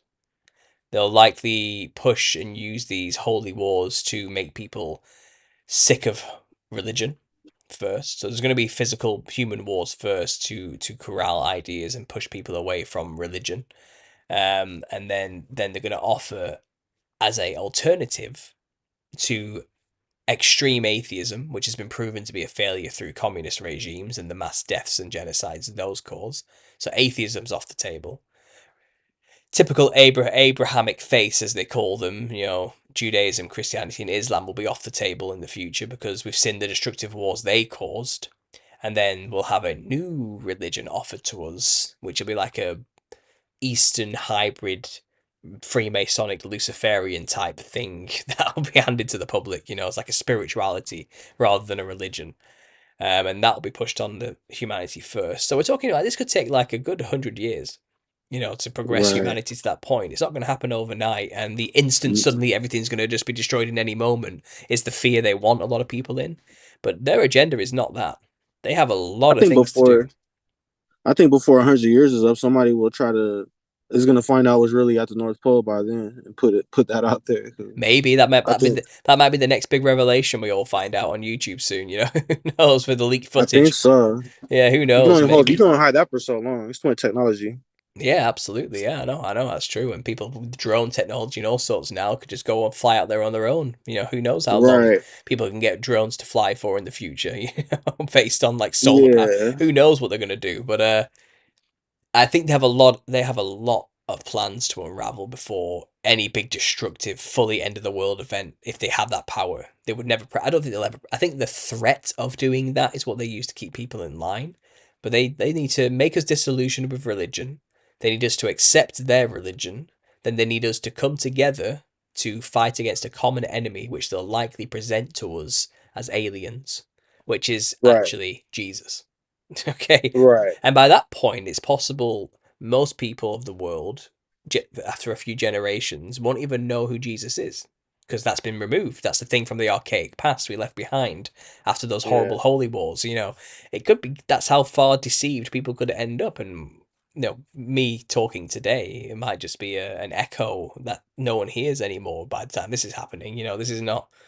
It's all vanity at the end of the day. There's nothing new under the sun, and the fate of this world is already sealed in a way. It's just things just have to unfold now, and agendas are at play to make that happen. It seems, and maybe the controllers, through hubris, really do think they can win.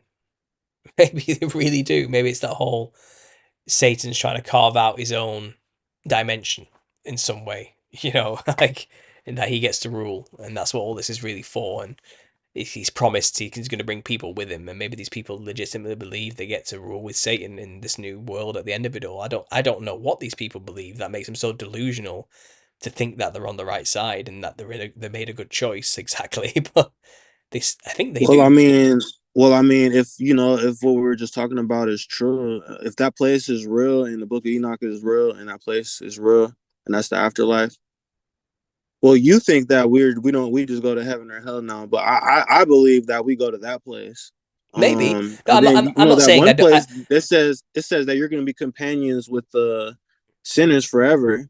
So I wonder, like, just imagine what kind of that would be that'll have to be like some kind of hell in itself, kind of like it is here. I feel like it'll be like how it is here. In a That's way, yeah, why I yeah. was trying to connect it to it. I'm not saying And like they said, the heaven. I don't know if we go to heaven and hell right now. After it's possible we could still go to this place. And again, all I can do in my life is keep my eye on Jesus and my faith in Him, and hope that whatever happens at the end would be okay. But I don't know exactly. But I have faith that it's through what he's done that I'm saved, not through anything I'm gonna do. You know, like my actions have nothing to do with this other than simply accepting his gift. You know, Or so carrying the cross. exactly, yeah, you know, all that type of thing. And there's only so much I can do, you know. But I would never once, Right. but of course, I would do good things and good works, I mean, and no, I don't think it's about doing good things. I think it's no, just not. I think it's simply about not. Okay, I'm about to cut everybody's throat in order to get to where I need to get, and I don't care yeah. who. I think that's all it really boils down to. I don't think it's that complicated. Yeah, yeah. Well, like I said, I don't want to get into the argument where it's like, oh, you're saved by works or by faith. I'm not saying that. Look, you are saved by faith in what Jesus did. Full stop. No work will ever get you to heaven. That's true. But at the same time, while I am saved by faith, I would like to do some work anyway. That's all I'm saying. You know what I mean? Why not while I'm at it? I'm not going to once think for any moment any of my crappy works are what got me into heaven. Like I would never. They're all filthy rags in the eyes of God, as far as I'm concerned. And I know that. You know. I mean, I Um, think this work, just you doing this is a work. I believe you might not Maybe. look it up. I think it is. I mean, you help me on a day-to-day basis. You know, like I'm struggling in the system. You know, like I'm a hard worker and you know I stay sober, but you know things just don't really work out for me at the end of the day. But you know, I watch shows like this one, and you know that really helps me. So I think this is the work, in my opinion. Well, I'm glad. I'm glad it helps. As I'm trying to help, so I'm glad it's actually working. It's nice to hear that. I really appreciate you sharing that with me. It says we're running out of time on this conversation now. I Yep. think we've got like 9 minutes left. Is there anything else you want to discuss before we go? Is there any other topics or questions you have for me? Not off the top of the head. Maybe I'll call back another time. I appreciate you taking the time. No, Yep. absolutely. No, it's a great topic to talk about as well. Thanks for reminding me to reread some of that Enoch. In terms of where we go when we die now, it could still be this place. For all I know, I have no idea. I'm not inclined to believe that if you die now, you just go and burn in hell forever. I don't see that in any of these books anywhere until the end of time, where there's this possible lake of fire situation. And I don't think Right. that place that you're describing, this cavernous place, it's not pleasant. Like it's a dry place, you know what I mean? It's and like I say, Yeah. you're kind of stuck there with all the sinners as well, which in its own right it can be pretty crappy situation to be in. But I think I that bright spring of water. I think the bright spring of water is probably a metaphor. yeah, I believe for that something probably means maybe, something. or it could literally be that the ones who are stuck there who were righteous, they get to have a drink while they're there at least. I don't know. The rest of Right. them can suffer in thirst. You know, that's the kind of the minor inconvenient hell that they have to always deal with, being slightly parched all the time. I don't know. I'm just Well, like you speculating. said, it says smooth, so I don't think the other places are suffering. I don't think they're places of suffering. I don't think you suffer in those places. But I No, think something about that bright spring of water is probably just I don't know. Like yeah, like I said, I think it's a metaphor for something or something, amazing. or Probably. something. It's fun to speculate anyway. And again, we'll all Yeah. find out in the end anyway, won't we? But thanks for Yeah. calling in, and I really appreciate that. And yeah, we'll definitely do it again sometime. For sure. Take it easy. Have a great day. You too. Bye now. God bless. Yeah, you too.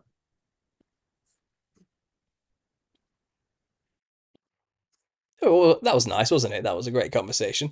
Yeah, things like that, guys. If you want to call in and have a talk in the future, no, that's all we're doing. We're just having a bit of a back and forth about things we're thinking about.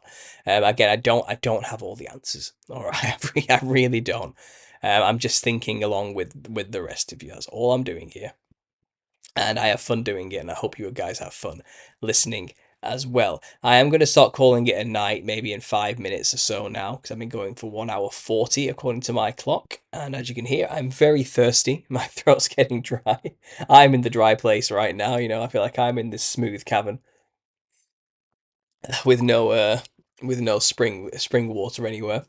But yeah, guys, if you have any questions for me in the chat, now's your time to chuck them in. That would be great. Let me just check my emails quickly, see if no one got in touch in the meantime.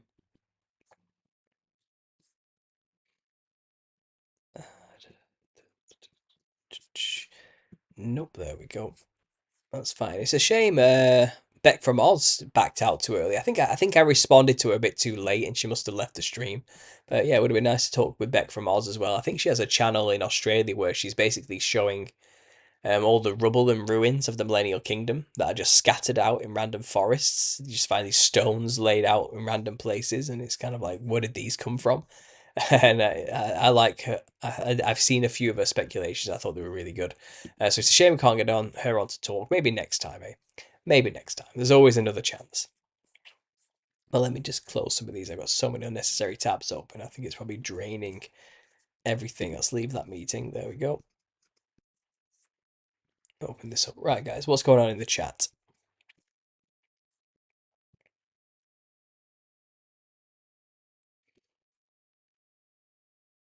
There was a great gulf between Paradise and Tartarus when the saints rose in the first resurrection, says Rocky Shepherd. I imagine so.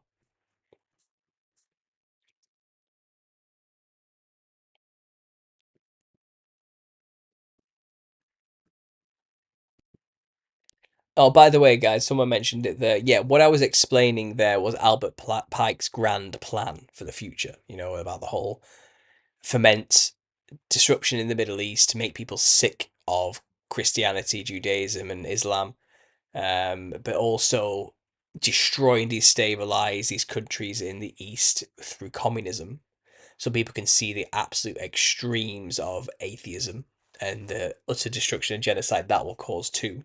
So then people disillusioned with where they should put their faith, but still needing faith, so not being able to be atheists, will be offered the light of Lucifer. That's the prop. That's what Albert Pike has literally mapped out. That's what he wants to happen.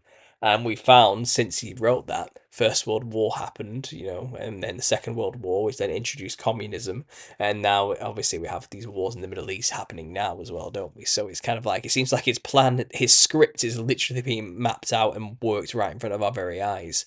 And if we want to take him at his word, the end goal is that. And to get there, I think we're a long way away, yeah? At least 10 years to perhaps cause a dramatic, horrible event in the Middle East that'll exacerbate all nations, drag everybody in, cause a world war, which will just be World War III, will just be so drastic and tiring and exhausting that people will just be sick of it. And then there'll have to be a time of peace after that where everyone's gone under the Luciferian doctrine and people have to be made to believe that they've finally found the true religion. Because look at the world we've built with it, it'll be something like that. And then the alien invasion. Then the big old mothership just turns up all of a sudden or something, or they quickly flip the cameras on New Jerusalem, which has always been there. But now suddenly it's like, look, guys, look at this thing over here. Where did this come from? Ooh. And everyone was like, no way, the aliens finally. And then the aliens are bad. They've come to destroy the Earth. They've come to rain fire down from Earth and kill us all. Oh no, no, we need to take it down before it gets us. Then they'll unleash the Nephilim, something, and then they'll unleash the demons, clowns, and all the monsters will come out of the pit and start eating people. And while all these Nephilim demons have come out, all these chimeric hybrid creatures they've made in labs that have been possessed by the spirits of the Nephilim come crawling out of the holes in the ground or something, I don't know. And then they start eating people and tearing people apart. Everyone will be like, see guys, that the alien mothership sent these things to do this to us. It's the aliens have turned up and now demons are everywhere, or aliens are everywhere, eating us. This thing clearly wants to destroy us all. It's our enemy, it's our natural enemy. It's come to end everything we've built. Quick, everyone come together as one and let's go fight it. Something like that will start to happen, but that's like 150 years away or something like that. That's going to take a lot of time to get people to that state where that's a possibility. So I don't see much of a utter destruction thing happening anytime. So like a full reset thing. Too much has to come to pass. Absolutely. Hopefully you got my email with the link to Dr. Panassa, says Irk. I did. Thanks for sending that to me. I appreciate it. The Marine Kingdom stuff was really cool to hear, says Scott. So yeah, we're going to do more in the Marine Kingdom. I'm going to invite Amy back on from Eyes on the Right. I've already talked to her about it. It's in the works, and she's going to come on and do a presentation about it and help run through her workshop she has about that topic too. So it's quite interesting.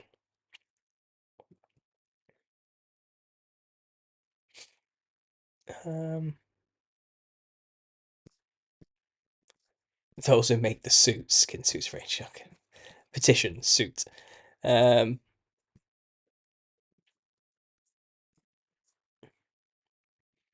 starve people in commie countries all the time and they manage to survive. They rely on each other in trading goods and necessities. They would have to destroy areas and that will work against them since it's time. Yeah. Thoughts on 2025, the year of the rat? And Blamsky said the world leader will appear. It was actually Alice Bailey who said the world teacher would appear, who was a student of Helena Blavatsky, who was the founder of the Theosophical Society. Yes, all the same stuff. Yeah, they do say a world teacher is going to come on the stage in 2025 to help humanity ascend to the next level and then be imbued with the consciousness of Lucifer, the light of Lucifer, and the pure Luciferian doctrine. Yes, that is coming. And 2025 is when they said that world teacher was about to appear. Yes. Can they get everything I've just said done in less than a year? No. Way too much has to happen. A lot can change in a year, don't get me wrong, but I don't think that much can change in a year. It would have to start tomorrow. War would have to be declared tomorrow, and everyone would have to go and fight a pointless war, religious war. And that would kickstart, and that would have to be a very short war that would end within maybe like 2 months. And then everyone's sick of it or something. And then, I don't know, I mean, how would everyone then suddenly just be convinced to go and become Luciferian? I don't have no idea. The world teacher just turns up and starts saying, "Stop this war. I have the answer to all these problems." Lucifer, me, that's what he'll say. I don't know. Is that how the war suddenly stops? Because this world teacher just turns up and then starts imparting this wisdom, and he'll claim to be from a special galaxy somewhere or something like that. Alpha Centauri, I don't know, is from some faraway galaxy, Sirius system or something. Come to teach mankind how to ascend to become I don't know, space traveling intergalactic people, like the rest of us. I'm here to help you advance to become spacefarers. And that's when the evil mothership turns up, and it's like, this is our mortal enemy, the something or others. I don't know. The Borg is here. It wants you to assimilate into its weird cult, where you all become one with some weird creature called Christos or something. They'll try and spin it to be negative, but it's just Jesus, just chilling in his city. Um, it's all smoke and mirrors. It's all whatever it is. It's all going to be a complete fabricated lie to convince us to go to war with the camp of saints. That's all it is. Could that happen in a year? Do you guys think you could be convinced of that in a year? I have no idea. Zeta Reticuli. Yeah, I know. I'm just rambling here. All these things I've heard over all the years, kind of all start to make sense with this post millennialist worldview. You can see why they're playing all these agendas now. You can kind of see it. You get it now. It all kind of makes sense.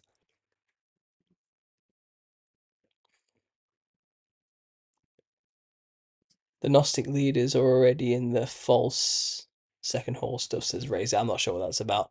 Um, but yes, Gnosticism is a particularly pernicious cyst on the arsehole of reality in the world, isn't it? Anyway, guys, I'm gonna have to get going now because it's almost midnight. I think I've gone on for long enough. I've been speaking for 4 hours tonight. I just did a podcast, had a bit of a break, and I've just done the truth of therapy sessions with you guys. I hope you've enjoyed this little talk. I certainly have. It was nice having was it Ant? Was that his name? Anton, to talk about Enoch, the Book of Enoch, and what happens when we die. That was an interesting way to go, and certainly fun to speculate. If you guys are interested, you can join Patreon. $5 a month will get you access to loads of extra content. And that is the threshold. That's all you'll have to pay. And please do consider doing that. It really helps me when you join Patreon more than anything at all. Because if YouTube does decide one day just to take away everything, this will be how I can still feed my family in that emergency situation, guys. So please consider becoming a patron if you haven't already. And also, the book is on the way to being published. I am just doing some final edits now. The book is written, the first book, but I do have to go through and proofread now, which I'm going to spend a couple of months or a month and a half doing. And once it's all polished and ready to go, I'll be publishing that around June. So that's something to look forward to. But any donation to GoFundMe at the moment will still get you a special thank you in the book once published. So please consider that if you haven't already. If you want to support the book, please offer any donation amount at all, and you will get a special thank you in the book. Links down below to the GoFundMe to do that. But that's it for me for now, guys. I'm going to go get some sleep. Thanks for listening, and as always, God bless.